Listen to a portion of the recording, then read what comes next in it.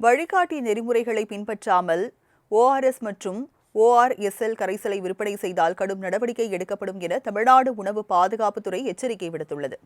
கோடை காலம் என்பதால் நீர்ச்சத்து இழப்பு ஏற்படும் போது ORS மற்றும் ORSL கொடுப்பது வழக்கம்.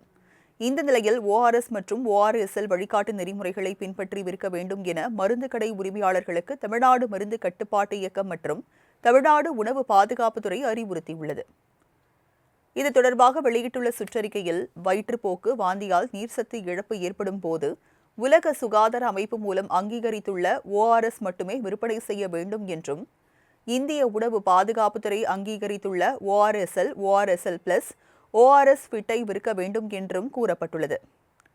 ஏதேனும் ORSL-ஐ விற்றால் மருந்தக உரிமையாளர் மீது கடும் நடவடிக்கை எடுக்கப்படும் என்றும் எச்சரிக்கை விடுத்துள்ள மருந்து கட்டுப்பாட்டு இயக்கம், நீர்ச்சத்து குறைபாடு ஏற்பட்டால் பெற்றோர்கள் கவனமாக WHO என எழுதியுள்ள ORS-ஐ வாங்கி பயன்படுத்த வேண்டும் என்றும் அறிவுறுத்தியுள்ளது.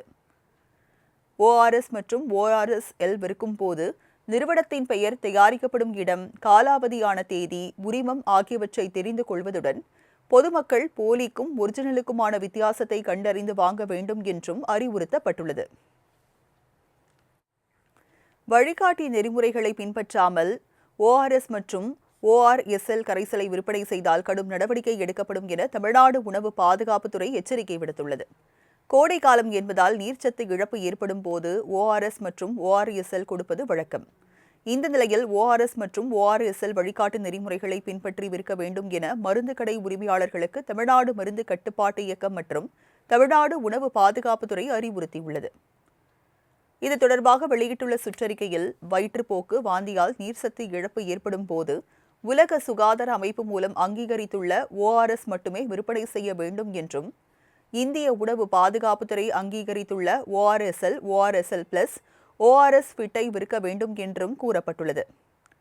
ஏதேனும் ORSL-ஐ விற்றால் மருந்தக உரிமையாளர் மீது கடும் நடவடிக்கை எடுக்கப்படும் என்றும் எச்சரிக்கை விடுத்துள்ள மருந்து கட்டுப்பாட்டு இயக்கம், நீர்ச்சத்து குறைபாடு ஏற்பட்டால் பெற்றோர்கள் கவனமாக WHO என எழுதியுள்ள ORS-ஐ வாங்கி பயன்படுத்த வேண்டும் என்றும் அறிவுறுத்தியுள்ளது.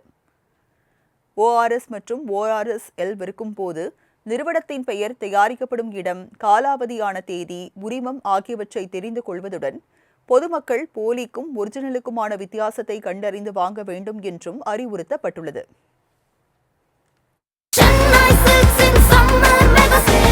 Chennai Silks in Mega Summer Sale.